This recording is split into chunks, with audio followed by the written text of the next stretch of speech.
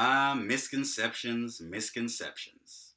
They can be so fun to debunk at times, but at other times, it can get tiresome to have to keep on correcting them and correcting them and correcting them, especially when they should be relatively easy to spot.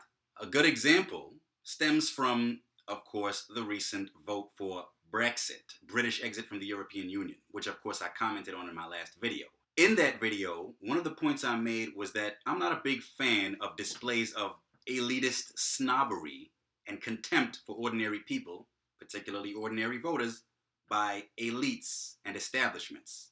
The media response to the Brexit vote, not only across the pond, but on this side of the pond as well, has just been nauseating. And there are a few examples of how that arrogance can lead to straight up factual inaccuracies that I can choose from at the moment. Consider, for example, this narrative that emerged soon after the Brexit vote that the Leave side won because its voters were simply reckless and didn't bother to inform themselves about the issues before they voted, as supposedly evidenced by British voters frantically Googling, "What is the EU?" in the aftermath of the vote. Of course, as you'll see in one of the sources that I've included and linked to underneath this video, that actually turned out not to be the case at all. People who breathlessly reported on that supposed story, such as the Washington Post, to name just one source, didn't do their homework, as is so often the case in journalism nowadays. It didn't occur to them to ask, wait,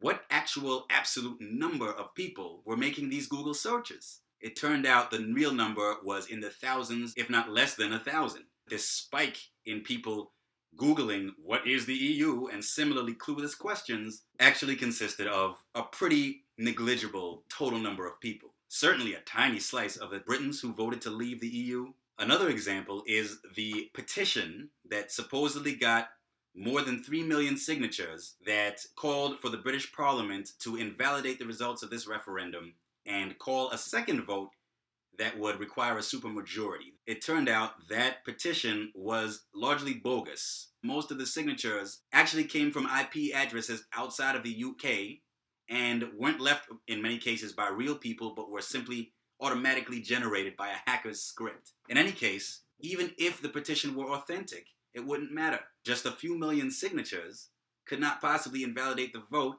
of tens of millions of people. And let's not forget the absurdity, the obvious absurdity of trying to change the rules of the referendum after the referendum vote already takes place, simply because the people proposing that change in rules didn't like the outcome.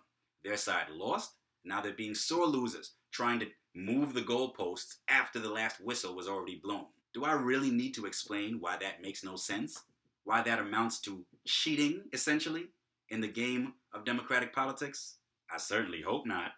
But I would say the main example, perhaps the most significant and substantive example of the snobbery on this issue is this narrative being spread that the main reason, if not the only reason, for this Brexit vote was naked racism and xenophobia and anti-immigrant sentiment in Britain. Now, it's true that those sentiments did contribute substantially to the Leave vote.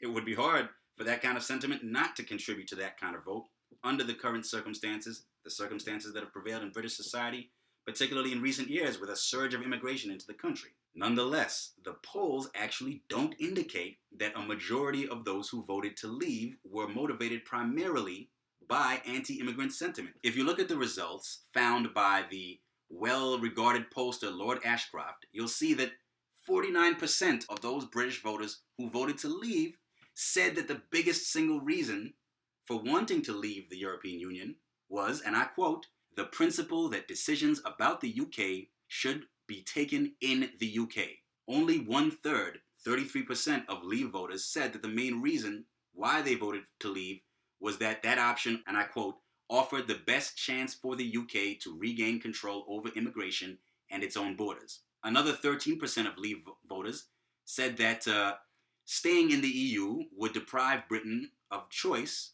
and I quote, "about how the EU expanded its membership or its powers in the years ahead." So actually, almost half of all of those voters who voted to leave did so primarily for a reason other than naked xenophobia, or at least that's what they told pollsters. Now, polling is an inherently tricky discipline. It's an inherently tricky practice, and it can't be guaranteed or ensured of success. It relies on people to be honest in the responses that they give to pollsters, which they sometimes aren't. Nonetheless, you should see the sloppy analysis that so many reporters and supposed policy wonks are carrying out of these results. I looked at a couple of articles on the subject on Vox.com. One article stated that, and I quote, pre- and post-election polling suggests that opposition to immigration was the pro-leave argument that most resonated with British citizens. When I clicked on one of the links about post-election polling, guess what the resulting article said? This was another article at Vox.com, and it stated, and I quote, polls showed 79% of Brits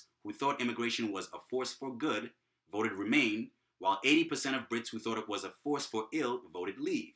That was the only actual reference to a specific polling result in that article. When I clicked on the source to which that particular sentence linked, it took me to the same source of Lord Ashcroft's polling. Yet Lord Ashcroft's polling results stated that almost half of all Leave voters voted to leave because of the principle of national sovereignty. They wanted Britain to be in control of British public policy rather than the EU Parliament in Brussels. That is not a xenophobic sentiment on its face. Of course, you wouldn't know that to listen to the author at Vox. There's no excuse for that kind of analytical sloppiness. It just goes to show the level of elitism and arrogance that's being perpetrated by so many opponents of Brexit in this hysteria that's taken shape in the wake of this vote. Trying to change the rules of a referendum vote after the fact just because you don't like the result is no way to go. If you're going to draw sweeping conclusions about people's motives for voting a certain way, try and look at what the polls actually state was their main